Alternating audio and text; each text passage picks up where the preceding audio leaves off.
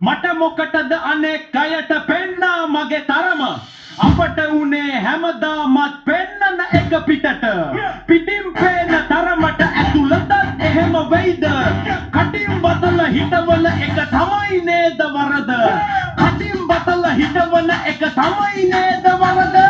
උඩින් අපේ යටින් අපේ කියලා අහලා නැතිද අපේ සතේ නැති වුණාට උඩින් යන්න බැරිද